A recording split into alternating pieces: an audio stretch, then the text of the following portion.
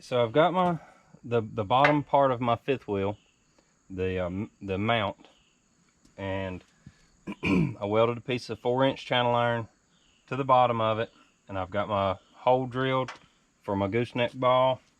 I'm just going to come up through there with that and bolt him down. Then all we got left to do is put it back on the truck and mount the adapter onto the Anderson adapter onto the camper.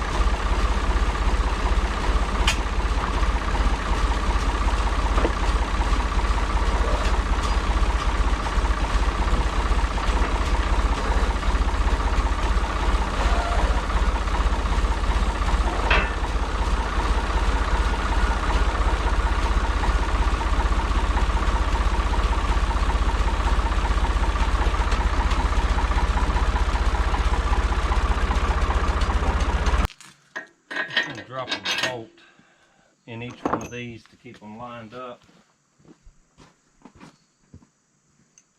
In case they want to move on me.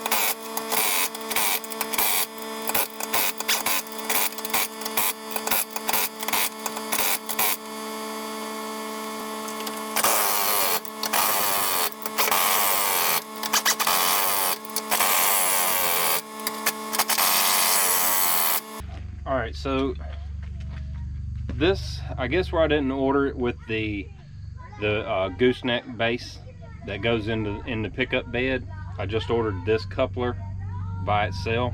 It didn't come with any directions, but from the videos I've seen, you're supposed to take a measurement.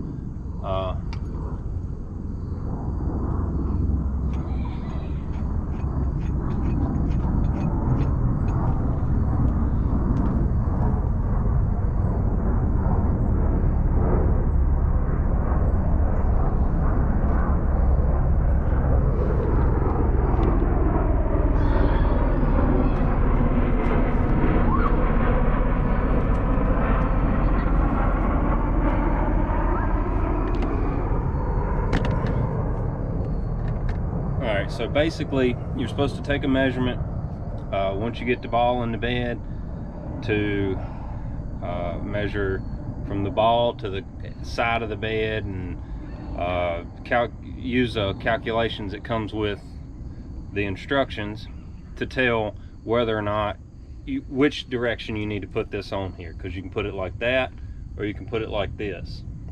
So basically, if you've got a short bed truck, you want it like this. That's going to put your ball right here, which will move your camper further from your cab so that you got more turning clearance. But you have to be careful doing that, and this is what the measurement from the ball to the bed rail is. This right here can get into your bed rail if you're not careful. So you got to take some measurements. I guess some trucks are, the bed rails are further apart than others. But for me, I have plenty of room between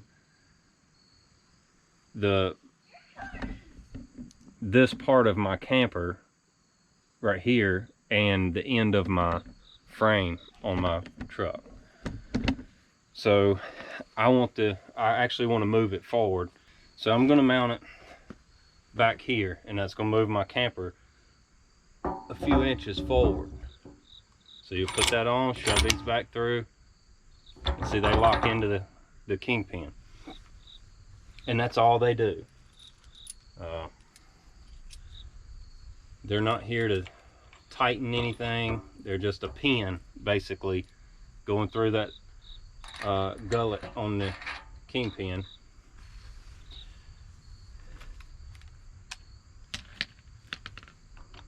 Now what you're going to want to do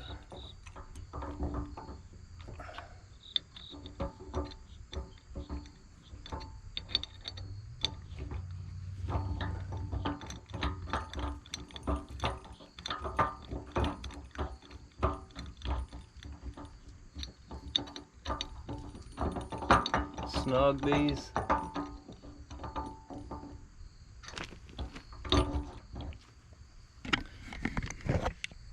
So basically what I've done was there's 4 Allen bolts. There's one here, here, here, and here. And as you can see, I just took by hand and snugged them till they're touching.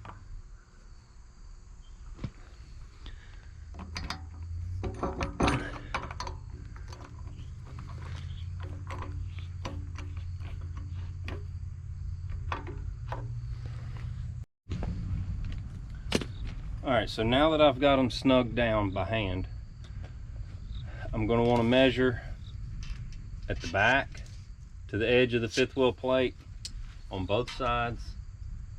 So like I've got 4 1/8 on this side and 4 1/2 on this side. So we need to go this way. Now I've got 4 3/8 and 4 3/8. So the front, in theory, should be right too. Yep, 4 3/8, 4 3/8. Now that I've got that done, you torque these 4 bolts in an X pattern to 40 foot-pounds. Now that didn't click. I'm just going to keep snugging them until I get close.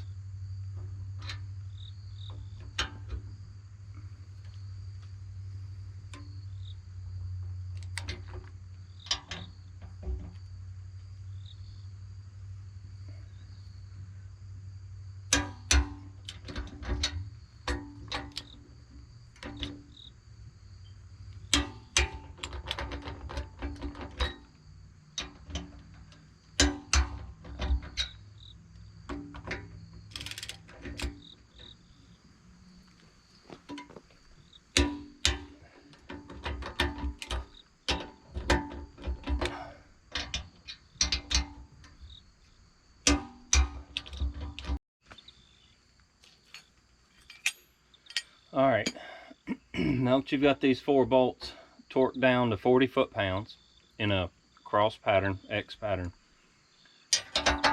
These bolts right here just get snug, because if you over tighten them, you're going to crack this plastic housing right here.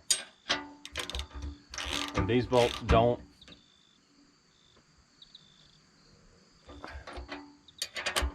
provide any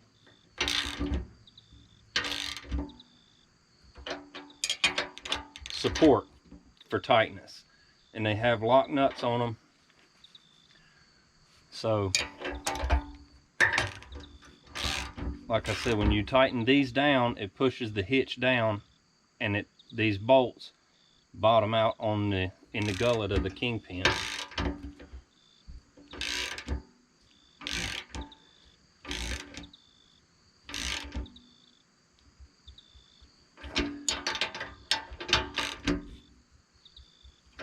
Okay.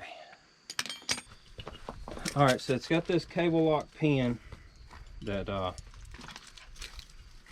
slides in and out, so you don't have to crawl up on the bed of the truck, and it'll screw into this hole right here.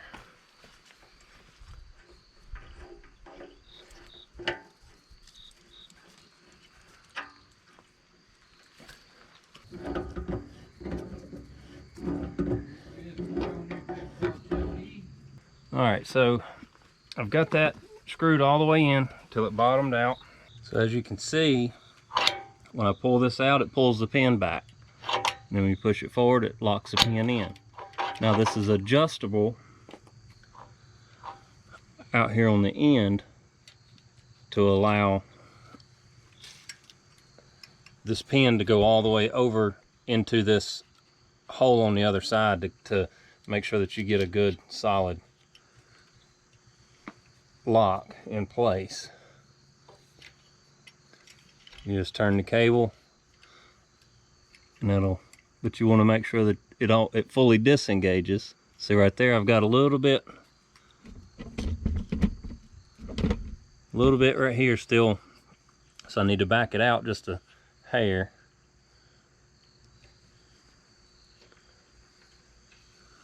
All right, and I'll pull back on it. Still just a little bit. We'll give it one more turn. Pull back again. All right, that's cleared.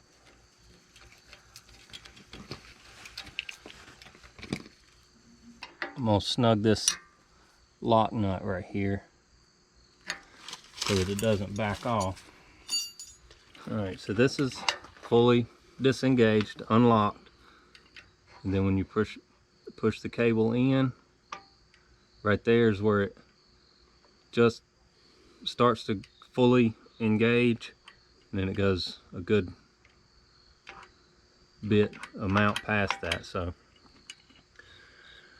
all right, I think that's got it. Now the cable has a twist lock on it, so you pull it out and you can twist it and it locks it, and it won't go in or out. When you press it in, twist it, lock it, it won't go. You ain't got to worry about it coming loose while you're traveling. Then you're going to need to mount this somewhere. A lot of people will mount it up here like this. It still puts you, if you have a dually pickup, that's going to be hard to reach over in the bed to get it without climbing up. And you can mount it under here, but some people don't like to do that. Also, if you mount it out here too far, it's going to interfere with your bed rails on your pickup bed. So choose wisely where you mount this at. And if you mount it up here, you want to find a good firm place to mount it and make sure that it's not going to interfere with your truck bed. All right, so I went to Tractor Supply and got a tow chain. I looked it up online and thought it was going to be 2 chains, but it's one 36-inch long chain, because apparently tow chains don't come in a set. But it's 3/8 chain with 3/8 hook, 26,400 pounds. I'm not sure on a gooseneck if you are required to have 2 chains, but I'll pick another one up at a different Tractor Supply and put on it. Then I got 5/8 grade 8 bolts.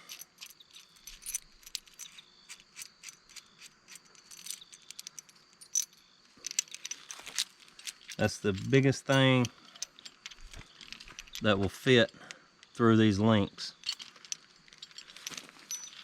And then I'm gonna go with all of this. I'm gonna bolt it right here in this hole.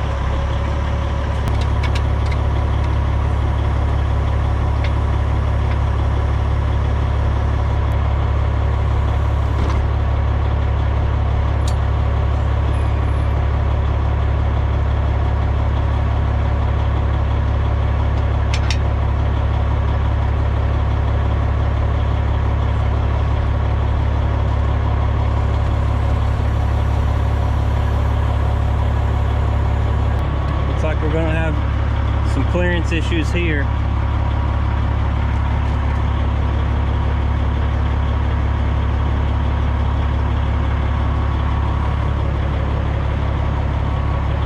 But we'll test it out. We'll get it out here in the yard and do some circles and see what it looks like. All right, so after taking it a couple trips around the yard and getting it at an angle and tilted, I noticed that it wasn't going to hit, but it was getting awfully close here. So rather than be concerned about it always hitting when you get in a tight spot like that, so yeah, we just unbolted it, spun it around. Now there's no danger. I can turn actually past 90, which I never do. It's just too hard on the axles and the wheels and all, so I try not to turn that hard if I can help it. And plus, if you're turned 90 trying to back up, you're not doing any good. So anyway, I just wanted to throw that quick update in there. So guys, thanks for watching. I hope you enjoyed it, and if you did, give it a thumbs up. And if you hadn't already, go down and subscribe. We sure would appreciate it. We'll see you next time.